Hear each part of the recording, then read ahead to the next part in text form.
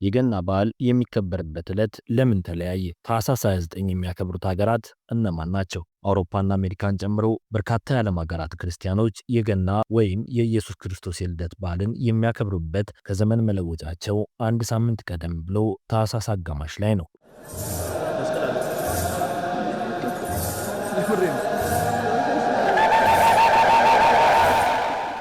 ከአፍሪካ ኢትዮጵያ፣ ኤርትራና ግብፅ እንዲሁም የተወሰኑ ሌሎች የአውሮፓ ሀገራት ግን የገና በዓልን ታኅሳስ 29 እያከበሩ ይገኛሉ። እነዚህ ሀገራት የሚያመሳስላቸው አንድ ጉዳይ በርካታ የኦርቶዶክስ ሃይማኖት እምነት ተከታይ ስላላቸው ሲሆን፣ ሌላኛው ደግሞ የሚከተሉት የዘመን አቆጣጠር ነው። ከአፍሪካ በኢትዮጵያ በኤርትራና በግብፅ በተለይ የኮፕቲክ ኦርቶዶክስ ቤተክርስቲያን እምነት ተከታይ ክርስቲያኖች ገናን በየዓመቱ ታኅሳስ 29 በአራት ዓመት አንድ ጊዜ ደግሞ ታኅሳስ 28 ያከብሩታል። የገናን በዓል ቀደም ብለው የሚያከብሩት አብዛኞቹ ምዕራባውያን ሀገራትና ሌሎችም የግሪጎሪያንን የቀን አቆጣጠር ቀመርን የሚከተሉ ናቸው።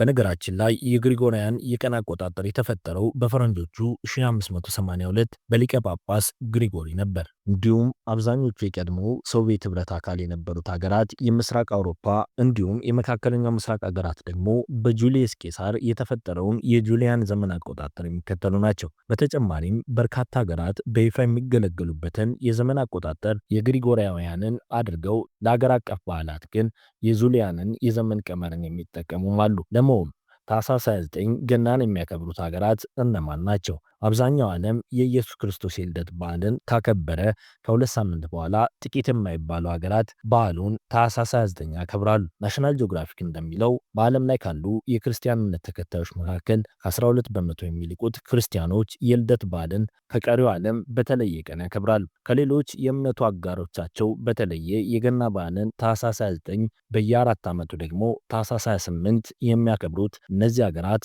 እነማን ናቸው? ኢትዮጵያ፣ ኤርትራ፣ ግብፅ፣ ሩሲያ፣ ዩክሬን፣ ቤላሩስ፣ ካዛኪስታን፣ ሰርቢያ፣ ሞንቴኔግሮ፣ እስራኤል፣ ቡልጋሪያ፣ መቄዶንያ፣ ጆርጂያ እና ሞልዳቮ ናቸው። እነዚህ ሀገራት በተለይም ባለፈው ዓመት 2017 የተከበረውን የክርስቶስ ልደት በአንድ ቀን ማክበራቸው ይታወሳል። በተጨማሪም ከሌሎች በተለየ ሁኔታ አርሜኒያ ገናን በራሷ የቀን አቆጣጠር በተለየ ቀን ነው የምታከብረው። አርሜኒያ ገናን ታኅሳስ 28 በአራት ዓመት አንዴ ታኅሳስ 27 ታከብራለች። ግን የኢትዮጵያ ገና ለምን ታኅሳስ 29 ይከበራል? ኢትዮጵያ የራሷ የዘመን አቆጣጠር ያላት ሀገር ናት።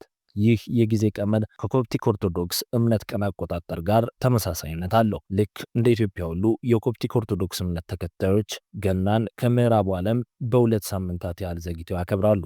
የጥምቀትና የፋሲካ በዓልን የሚያከብሩበት ቀንም ከምዕራቡ ዓለም ጋር በተመሳሳይ ልዩነት ያለው ነው። ኢትዮጵያ ውስጥ ያሉ የኦርቶዶክስ፣ የካቶሊክ፣ የኢቫንጀሊካል እንዲሁም የፔንቴኮስታል እምነት ተከታዮችና ሌሎች የክርስትና እምነት ተከታዮች የልደት በዓልን የሚያከብሩት በአንድ ቀን ነው። ኤርትራ በበኩሏ ብሔራዊው የዘመን አቆጣጠሯ የግሪጎሪያውያንን ብታደርግም የክርስትና እምነት ተከታዮች ግን የኦርቶዶክስ የዘመን አቆጣጠርን ይከተላሉ። በዓለማችን ያሉ የኦርቶዶክስ እምነትም ሆነ የሌሎች የክርስትና ሃይማኖት ተከታዮች ገና ከመድረሱ በፊት ያሉትን ቀናት በጾም እንዲሁም በጸሎት ያስቧቸዋል። የገና አከባበር ከሀገር ሀገር የተለየ ቅርጽ አለው። ለምሳሌ ሩሲያ ውስጥ ያሉ ክርስቲያኖች ከአዲስ ዓመት መባቻ እስከ ገና ዕለት ያሉትን 7 ቀናት በቀን 12 የተለያዩ አይነት ምግቦችን በመመገብ ያሳልፋሉ። ዓላማው ደግሞ 12ቱን ሐዋርያት ማሰብ ነው። ዩክሬን ውስጥ ደግሞ የበዓሉ አክባሪዎች ከቤት ቤት በመዘዋወር ዝማሬ በማሰማት ነው ቀኑን የሚያሳልፉት። ቤላሩሲያውያን ደግሞ ለዕለቱ ቂጣና አሳ ያዘጋጃሉ። በሞንቴኔግሮ ውስጥ ሳንቲም ያለበት ድፎ ዳቦ ይደፋል። ዳቦው ቢቆረስም የሚገኘው ሳንቲም መልካም ዕድል ይዞ እንደሚመጣ ያስባሉ። በሰርቢያ ውስጥ ገና የሚዘከረው ልክ እንደ ቡሄ ከጫካ ዛፍ ተቆርጦ ከተሰበሰበ በኋላ እሱን በማቃጠል በዙሪያው ተሰብስቦ እራት በመብላት ነው። ጆርጂያውያን ደግሞ ወደ አውራ ጎዳናዎች በመውጣት የኢየሱስ ክርስቶስ ልደት ይዘክራሉ። በኢትዮጵያም ቢሆን የበዓሉ መሰረት አንድ ቢሆንም አከባበሩ ከቦታ ቦታ ይለያያል። የኦርቶዶክስ ቤተክርስቲያን ተከታዮች ከገና በፊት የጾም ሳምንታትን የሚያሳልፉ ሲሆን በበዓሉ ዕለት ጾሙ ይፈታል። ነገር ግን አብዛኛው የክርስትና እምነት ተከታይ ምዕመን በዓሉን ወደ ቤተ እምነቶች በመሄድ የጸሎት ስነ ስርዓቶችን በመታደምና በቤት ውስጥ በጋራ ማዕድ በመቁረስ ያከብረዋል። በዓሉን ለምታከብሩ መልካም የኢየሱስ ክርስቶስ ልደት በዓል ይሁንላችሁ።